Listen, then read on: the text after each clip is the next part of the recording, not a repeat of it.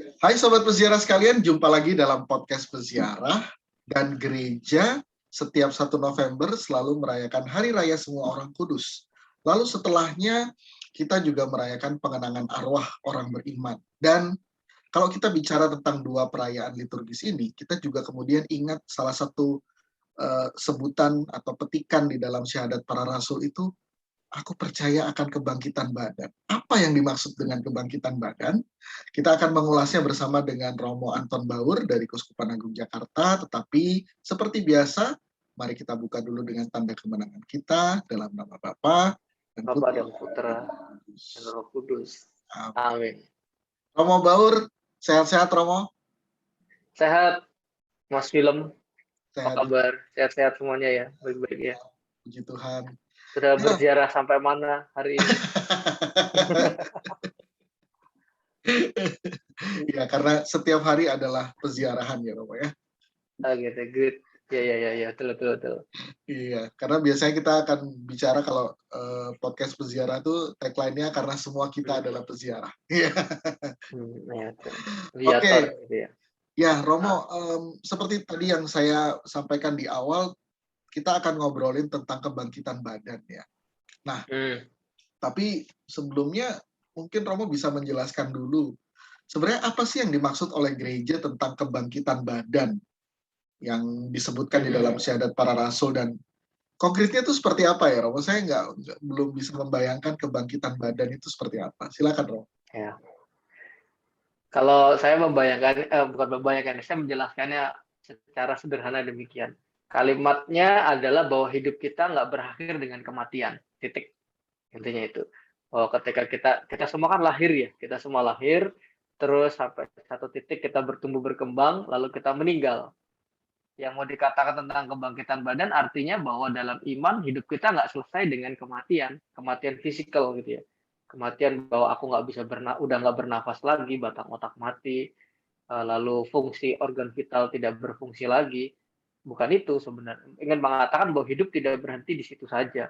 Sebenarnya kalau mau merefleksikan kebangkitan badan ya titik pijaknya itu.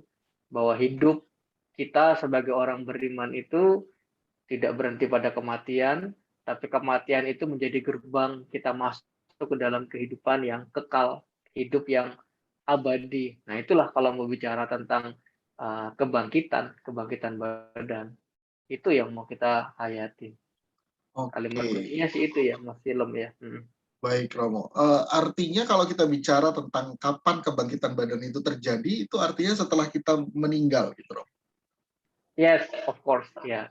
Dalam iman kita sebagai orang Katolik, kebangkitan badan itu, kan kalau dalam doa syahadat kan kebangkitan badan, kehidupan kekal, lalu amin. Amin, itu poinnya. Di kebangkitan badan, kehidupan kekal, amin. Amin berarti kita percaya, kita meyakini iman itu gitu kan. Ya kalau ditanya kapan kebangkitan badan dimulai, kebangkitan badan dimulai sejak kita meninggal. Artinya kalau sekarang dunia medis mengatakan orang meninggal itu ya karena batang otak udah nggak berfungsi, organ-organ vital tidak berfungsi, itu kematian fisik gitu kan. Tetapi sejak situlah kita menghayati bahwa kebangkitan badan itu dimulai. Itu begitu.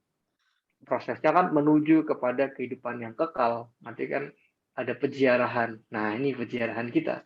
Setelah kematian ada peziarahan lagi gitu. Tetapi ini akan berbeda Romo dengan apa yang mungkin diimani oleh kepercayaan lain sebagai reinkarnasi. Ya. Oh jelas, ya jelas. Ini berbeda dengan kepercayaan lain. Saya tidak ingin membandingkan karena saya juga jujur nggak punya kompetensi untuk bicara tentang teman-teman kepercayaan lain yang menghayati hidup itu siklus, begitu kan? Siklus kebalik. Sementara kita orang Kristiani, orang Katolik menghayati hidup itu linear. Kita diciptakan oleh Tuhan, hidup lahir di dalam dunia, berjalan, berziarah. Nah, saya suka banget nih kata-kata berziarah ini ya sebenarnya. Kita kan berziarah di hidup kita, berziarah, lalu pada titik akhir kita pulang kepada Sang Pencipta. Nah, itu. Ini yang prinsip dasar dalam iman Kristiani. Tuhan memberi kita kepercayaan hidup di dunia, kita berziarah dengan pilihan-pilihan bebas kita, memilih mengikuti Tuhan Yesus, Lalu pada saatnya nanti ketika kita selesai hidup di dalam dunia jasmani ini, fisik, ya kita bersatu dengan Tuhan. Linear, arus perjalanannya linear, tidak siklus. Artinya kalau saya tidak berbuat baik, nanti saya tidak menjadi creature yang lebih rendah kastanya. Itu di luar, bukan cara berpikir iman kita, berbeda itu menurut saya ya. Oke. Ya. Nah, Romo, tapi mungkin apakah memang secara kosakata ini agak membuat orang terjebak gitu ya, berpikirnya kebangkitan badan itu kan badan fisik gitu ya. Lalu kemudian kebangkitan badan artinya kita mungkin seperti Yesus yang kemudian betul-betul secara fisik itu bangkit dan bisa dipegang, bisa dijamah gitu ya. Apakah kebangkitan badan seperti ini yang kemudian dipercaya oleh gereja atau sebenarnya ini lebih kepada metafora saja, Rob? Oke. Sebelum menjawab itu, saya ingin mengajak kita, ini kan orang-orang muda semua, orang-orang muda Katolik yang nonton, dan semua orang yang menonton. Saya ingin mengatakan, menurut saya ini bukan iman gereja, tapi iman kita, gitu ya. Kalau iman gereja, menurut saya, you said that gereja ada di luar kita ada di sini, lalu iman kita berbeda gitu. Ini mau adjust, bukan gitu. Tapi kan kalau bicara gereja kan, gereja artinya ya kita semua. Orang yang percaya pada Tuhan Yesus itu disebut gereja. Kita disebut orang Kristiani. Dan titik pijak itu menurut saya yang kita berangkat dari situ memahami tentang kebangkitan badan. Pertama, poinnya kalau kita mengaku kita percaya pada Tuhan Yesus, kita disebut orang Kristiani. Orang Kristiani itu disebut sebagai anggota gereja karena Kristus kepalanya. Poin pertama. Lalu yang kedua, kita tahu kepada siapa kita percaya kepada Tuhan Yesus. Tuhan Yesus itu putra Allah yang menyelamatkan kita dengan sengsara, wafat, dan pada akhirnya bangkit. Mana sumbernya? Sumbernya apa? Sumbernya apa? Nanti bisa teman-teman buka, Yesus menegaskan sendiri, misalnya di dalam Yohanes bab 11 ayat 25 itu ya.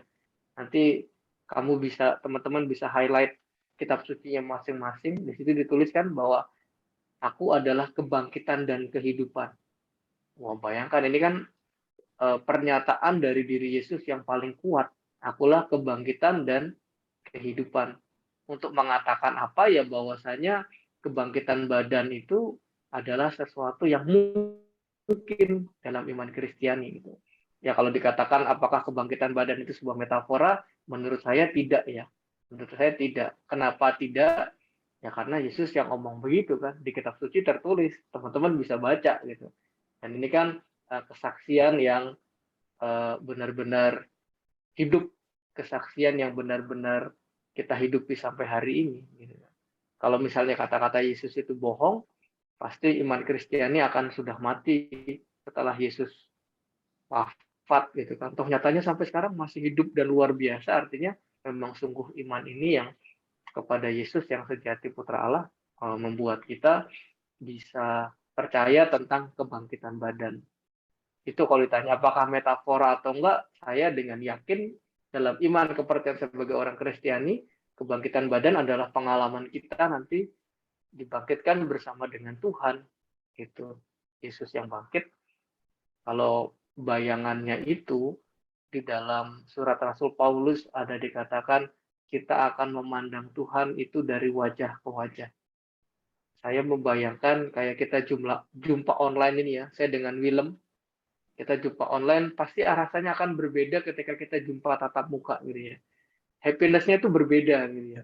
Antara kita telepon, antara kita ketemu langsung, antara kita cuman chatting lewat WhatsApp misalnya atau apa, pasti akan berbeda. Dan saya meyakini dikatakan Paulus pada suatu saat kita akan memandang wajah Allah dari muka ke muka, membayangkan pasti itu happy banget gitu ya.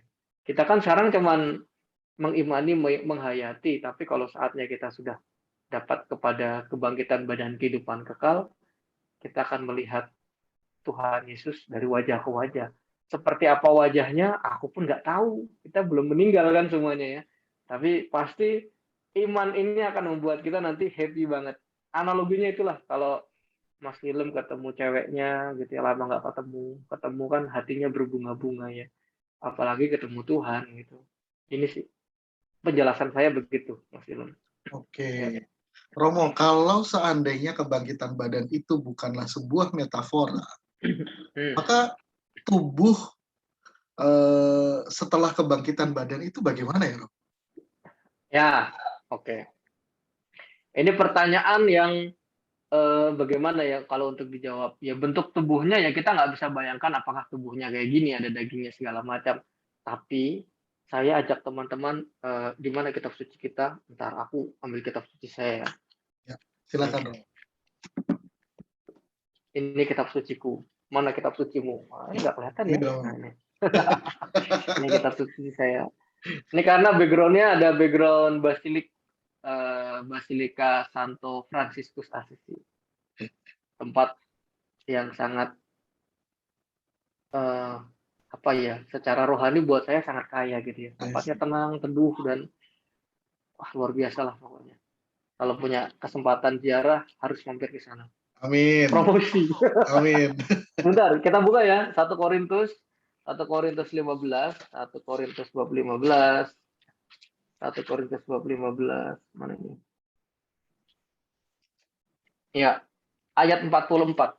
1 Korintus 15 ayat 44.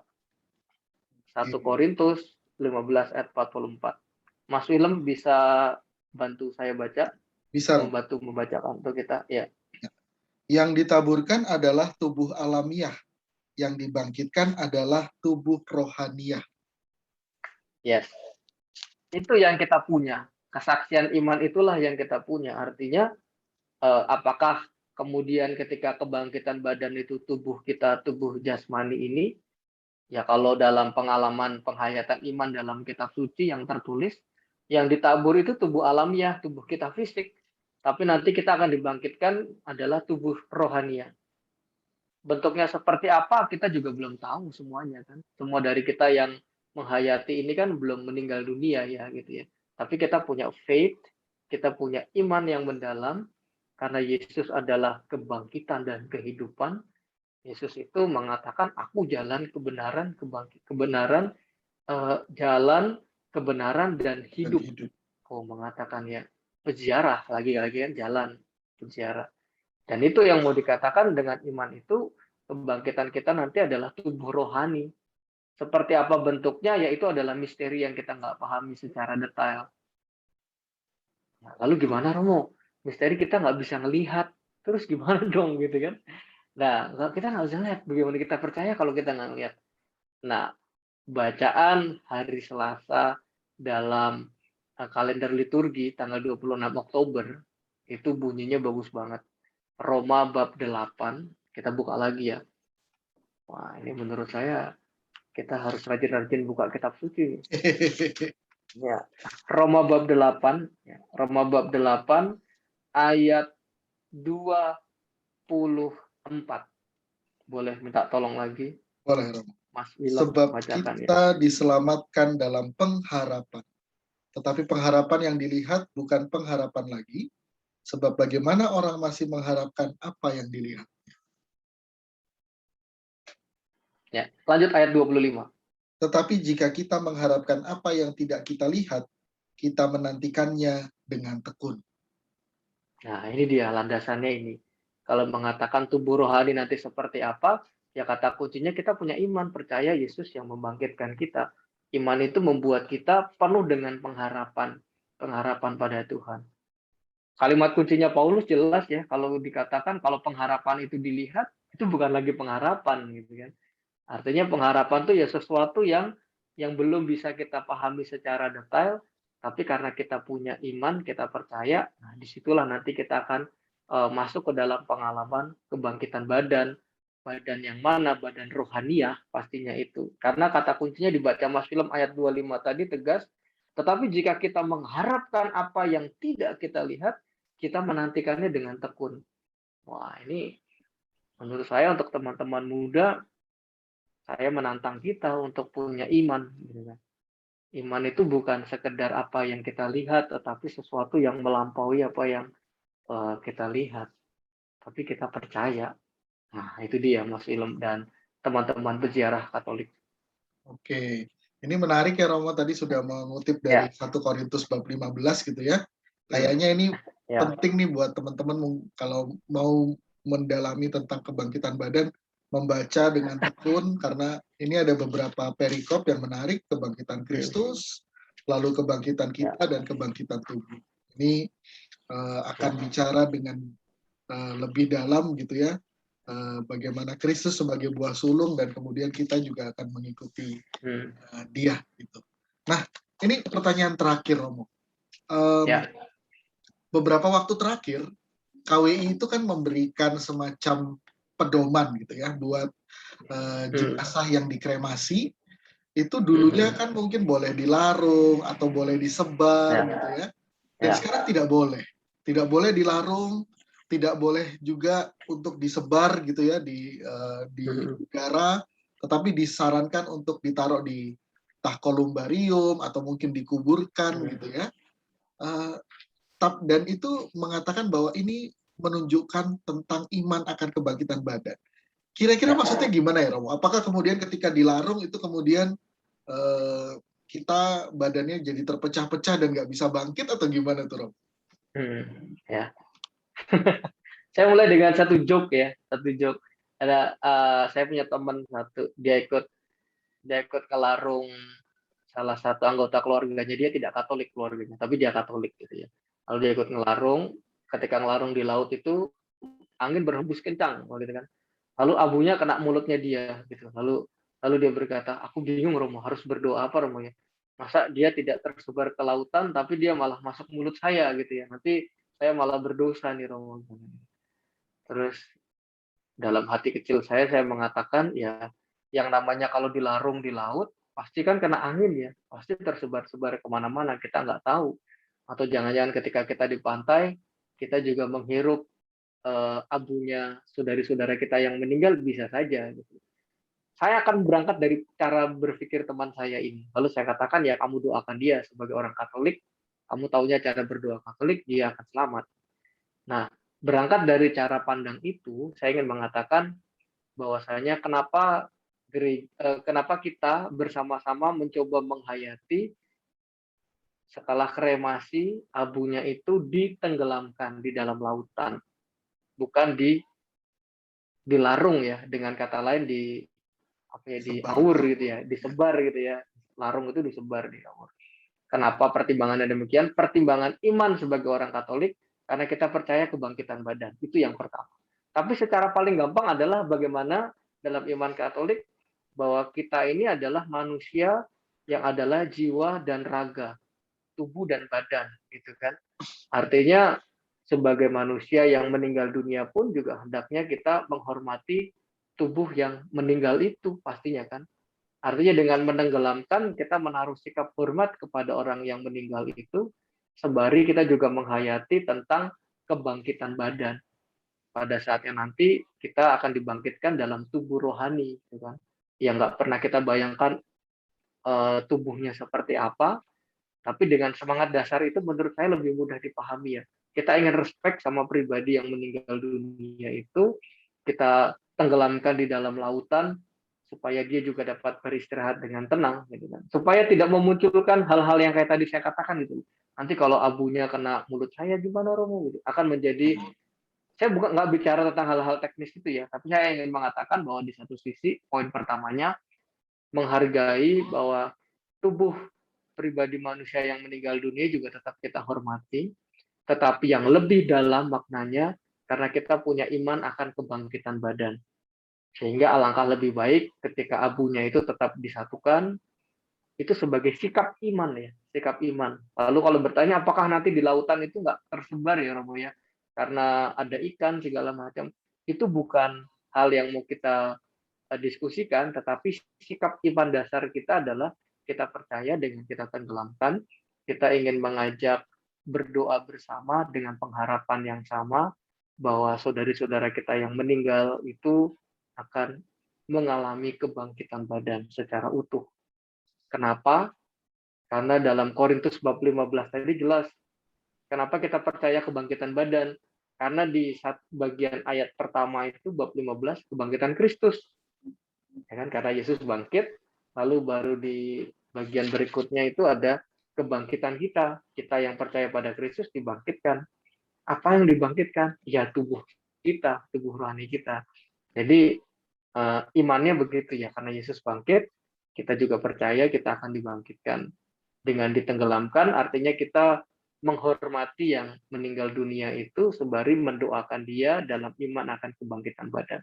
Begitu, Bro Willem dan teman-teman semua. Semoga jelas. Ya. Jadi saya baru paham ternyata lebih kepada ya satu, iman kepada kebangkitan badannya juga sekaligus untuk memberikan penghormatan terhadap pribadi itu, dan juga ya kesatuan ya antara jiwa dan raga yang tidak dipisah-pisahkan gitu. Baik, Romo Anton Baur, terima kasih banyak Romo tentang kebangkitan badan ini, sudah lebih jelas paling tidak buat saya, semoga buat sobat peziarah sekalian juga menjadi lebih jelas. Tapi kalau teman-teman misalnya ada pertanyaan atau apa, boleh ditaruh di kolom komentar, nanti mungkin kita bisa bahas dalam episode yang lain dengan Romo Anton Baur juga. Dan jangan lupa buat sobat peziarah sekalian untuk like, comment, dan subscribe YouTube Peziarah Katolik supaya bisa mengikuti konten-konten dari YouTube Peziarah Katolik, dan juga jangan lupa follow akun Instagram @peziarahkatolik.id untuk mengikuti konten-konten Peziarah Katolik di Instagram. Sekali lagi terima kasih banyak Romo Anton Baur. Kita tutup perjumpaan kita dengan kemenangan kita dalam nama Bapa dan Putra dan Roh Kudus. Amin. Sampai jumpa sobat peziarah sekalian. Bye. Sampai jumpa. God bless you.